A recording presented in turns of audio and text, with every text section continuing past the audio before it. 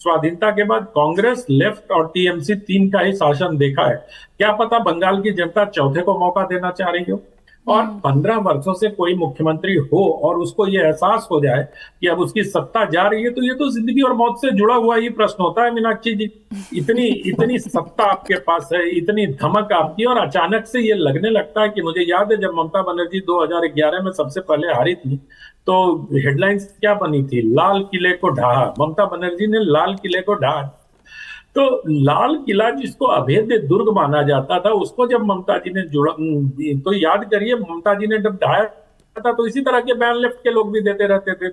और क्लब और टोला कल्चर जो लेफ्ट की मतलब ताकत हुआ करते थे, वो ममता बनर्जी की ताकत हो गए। क्या पता, मुझे जानकारी नहीं है, क्या बीजेपी ने टोला कल्चर में कोई सेंध लगा लिए? क्या क्लब के लोग बीजेपी के साथ हो गए? ये तो 4 तारीख को पता चलेगा। इसलिए ममता बनर्जी के लिए मीनाक्षी जी सचमुच हम्म। जिंदगी और मौत का प्रश्न तो है। हम्म। मौत न भी कहा जाए, लेकिन ममता जी जिस अवस्था में हैं, अगर जैसा आपने कहा कि 10 वर्षों तक अगर फिर शासन भारतीय जनता पार्टी का आ गया, तो मुझे लगता है कि ममता बनर्जी की सक्रिय राजनीति की पारी ढलान पर चली जाएगी। नहीं, तो क्योंकि यही क्योंकि एक उत्तर प्रदेश में हमने देखा कि फिर से बीजेपी सरकार की पुनरावृत्ति हुई। बिहार में हमने देखा बीजेपी सरकार, एनडीए शासित सरकार की पुनरावृत्ति हुई। हमने उड़ीसा में देखा, वहां पर भी एक मजबूत किला ढह गया, वहां पर बीजेपी की सरकार बन गई।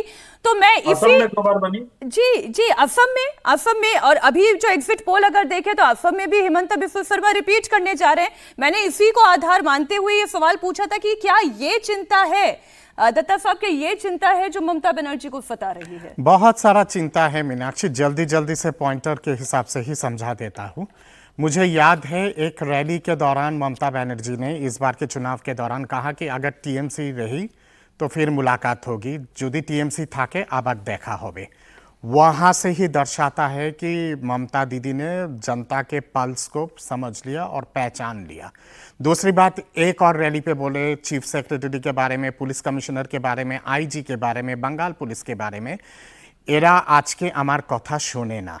आज मेरे फोन नहीं पिक करते हैं, जवाब नहीं देते हैं, कोई बात नहीं सुनते हमारे हिंदी में काছে। बता दूं सर? हाँ, हम मेरी मेरी पुलिस अब मेरी नहीं रही। हाँ, मेरी पुलिस अब मेरी नहीं रही, कोई भी मेरे बातें नहीं सुनते हैं, ये लोग मेरे जवाब नहीं देते, फोन पिक नहीं करते हैं। इससे सीधा सीधा समझ में आ गया कि बंगाल पुलिस ने हवा का रुख भाप लिया था और इसलिए इतने बड़े लेवल पे कल्टी मारे हैं। जब किसी प्रदेश के पुलिस प्रशासन जब उल्टे वे में चलते हैं और सिटिंग सीएम के बात नहीं सुनते हैं, तो आप समझ सकते हैं कि हवा की रुख किस तरफ है।